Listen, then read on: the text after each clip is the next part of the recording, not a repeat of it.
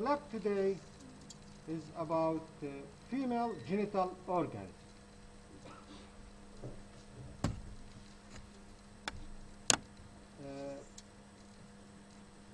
The female genital organ, just like the male genital organs, could be divided into external genitalia and internal genitalia.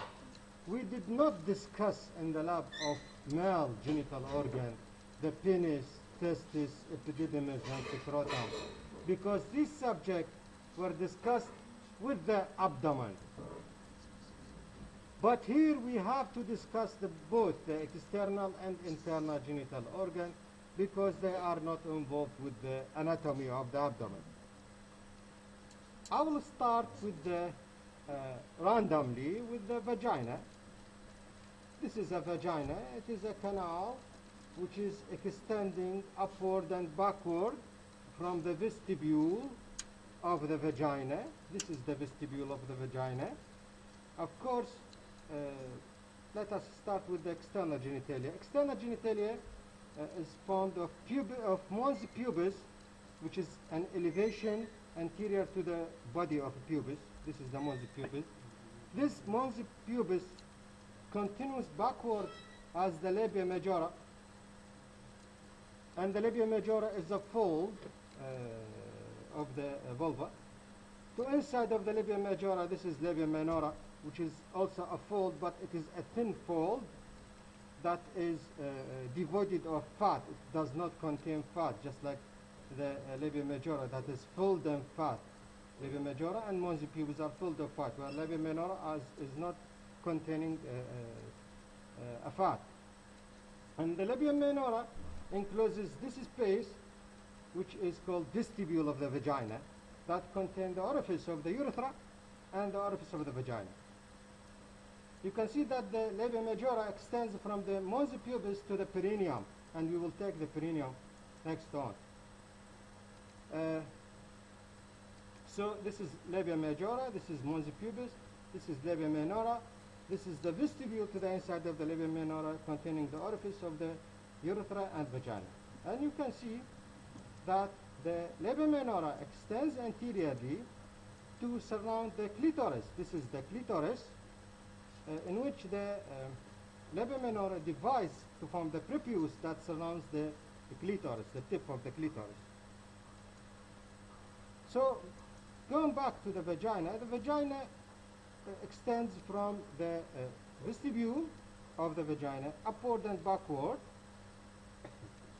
till the cervix of the uterus. This is the cervix of the uterus.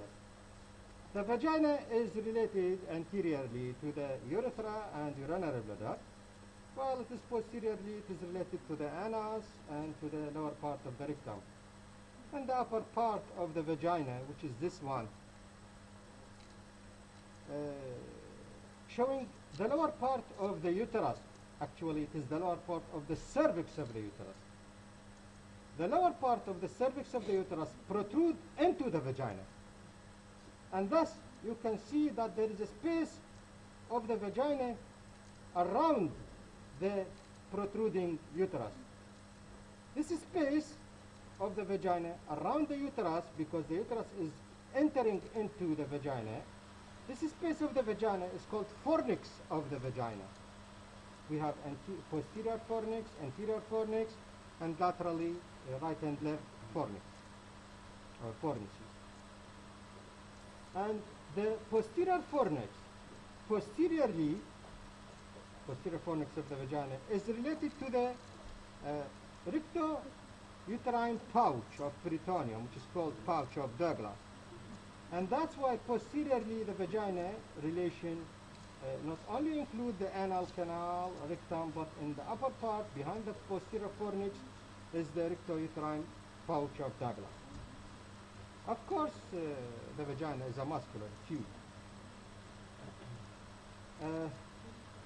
That is all concerned about external genitalia in this sample and the vagina in this sample.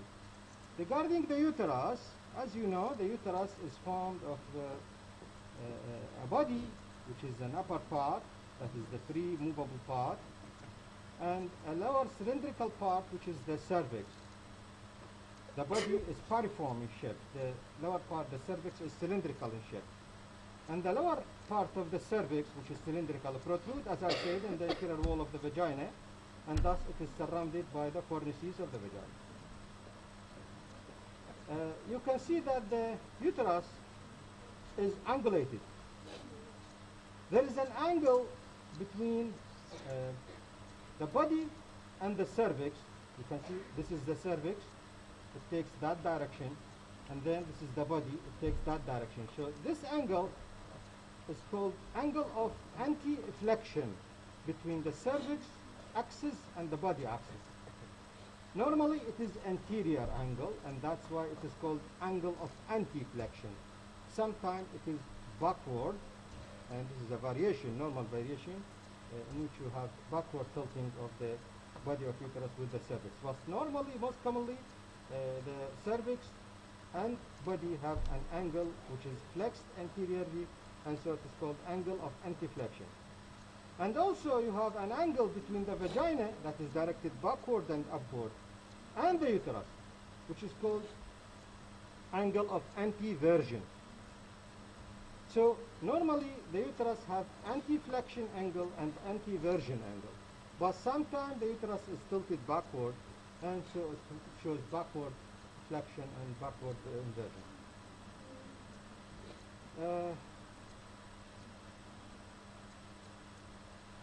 Other things in regard to that sample will be considered here. You can see that the uterus is covered by peritoneum, and I think in theory you know that the peritoneum covers the superior surface of urinary bladder in female, but it does not extend to the back of superior surface. The back of superior surface of urinary bladder is bare area, it does not cover by peritoneum. And just before the back of superior surface, the peritoneum on the upper surface of the bladder is reflected to the anterior surface of the uterus. And again, it covers the top of the body of the uterus, which is called fundus of uterus, and then cover the whole posterior surface of the body and extending into the posterior surface of the fornix of the vagina. Is also covered by peritoneum, and then the peritoneum is reflected to the rectum. And this hole on the anterior and posterior surface of the uterus extends laterally to form the broad ligament. So you can see here part of the broad ligament, but it is not shown here. I will show it in the other sample. And at the upper border of the broad ligament, this is the uterine tube. The uterine tube is formed of a part inside the muscle of the uterus, which is called intramural, and then a narrow 1/3, which is medial 1/3, which is called isthmus, then a wide lateral 2/3, which is called the ampulla, and then the fimbriae, which is shown here with finger-like processes covering the ovary. So the uterine tube is at the tip or at the apex of the round ligament, of the broad ligament, sorry. And you can see that on the broad ligament posteriorly, the yellow color represents the ovary. The ovary is located on the back of the broad ligament, and it is attached by peritoneal fold to the back of the broad ligament, which is called mesovarium. This mesovarium divides the broad ligament into two parts. Part above it, which is mesosalpinx, and part below it, which is mesometerium. Anterior to the junction of uterine tube and the body of the uterus, this angle, the angle of junction between the uterine tube and the uterus, is called cornu of uterus.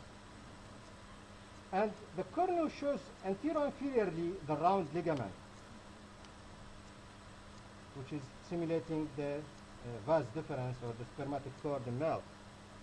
But the cornu posteriorly shows the ligament of the ovary. This is the ligament of the ovary. beginning at the cornu, but posterior anteriorly, and extending into the ovary. This is the ligament of the ovary. While this is the cornu, the junction of the uterine tube and the body of uterus. Anterior inferior, this is the round ligament. While posterior inferior, this is the round ligament. And finally, this is the suspensory ligament of the ovary, extending between the ovary and psoas. This is psoas, and this is the suspensory ligament.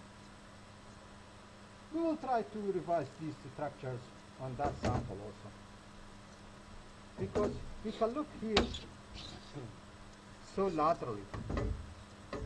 The lateral view is very obvious. Of course, if I'll show it to you from there, this is the uterus, and that is the fold, which is the broad ligament, and that is the uterine tube at the top of the broad ligament, and the attachment of the uterine tube with the uterus is called cornu. The cornu posterior inferior to it, this is ligament of the ovary, and this is the ovary, while anterior inferior to it, this is the round ligament. Of course, I must say this is posterior because here, this is the ovary. The ovary is attached posterior to the broad ligament. And this piece is the mesosalpinx. They are not so clear here, but everything is with us. I will go to the cadaveric sample.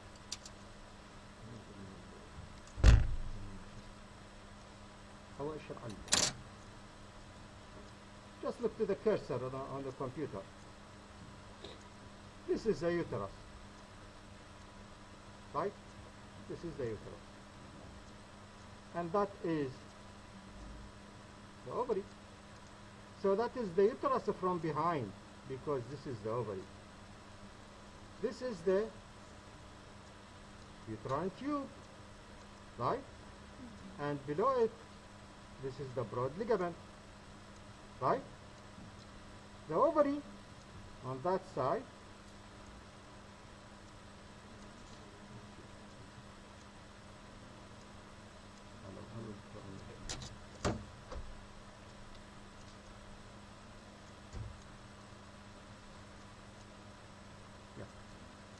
this is the ovary, and this is the broad ligament.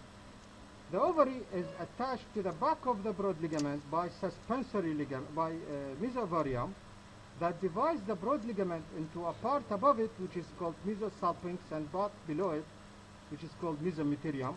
And the attachment of the ovary to the broad ligament is mesoovarium. So mesometerium, mesosalpinx, and mesoovarium. The mesoovarium connecting the ovary to the back of a broad ligament, and this mesoovarium divides the broad ligament into parts above it called mesosalpinx and parts below it called mesometerium.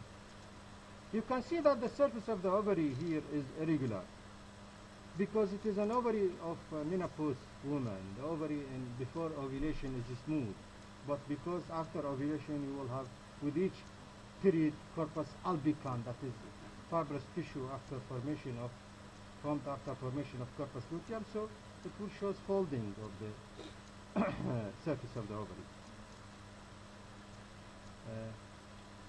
Again, the structures are shown here, probably more clearly. This is the uterine tube, this is the ovary, and the ovary is attached to the back of the broad ligament by mesoovarium. And thus this mesoovarium divides the broad ligament into parts above it, that's called mesosalpinx, between the mesoovarium and the uterine tube, and part below it, which must be here, but it is cut in, called mesometerium.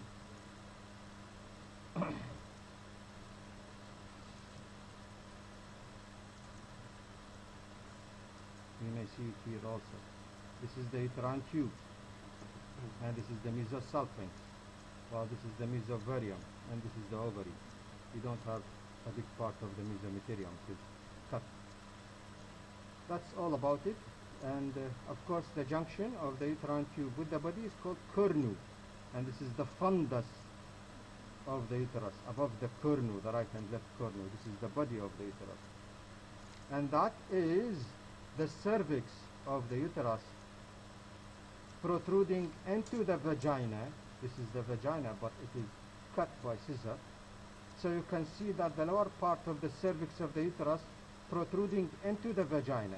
And thus there is a space of the vagina around the protruding cervix, which is called fornix of the vagina. It is a ring-like space, but could be described as anterior fornix, posterior fornix, and two right fornices on the right and left side. Of course, the openings of the cervix of the uterus into the vagina is called the external os. This is the external os. While, if you go there, this is the external os, which is the opening of the cervix into the vagina. While the openings of the cervix into the body of the uterus is called the internal os. So the cervix is a cylindrical lower part of the uterus that is opened inferiorly by the external os into the vagina and superiorly into the internal os into the uterus. I think these are all the topics related to what is demonstrable in anatomy. You know, what I'm doing now is not a lecture. Unfortunately, most of the students, they say that we have a lecture. You don't have a lecture in the lab. You have a lecture in the room, in the ta'ar. Here you have a session. And I'm not lecturing you. أنا يسموني lecturer in the أشرح لك. يسموني demonstrator. I'm demonstrating what you had learned in theory. So on demonstration, that's what can I show you in that sample. Of course, we may go to theory that the lateral sides of the uterus are related to the uterine arteries, and they are lateral to the cervix, crossing the ureter, just like the water under the bridge, you know that, and therefore you have to be careful when these are theory part of the topic. Okay, but on demonstration, as a demonstrator now, I'm demonstrating these as much as I have on the sample. Thank you very much.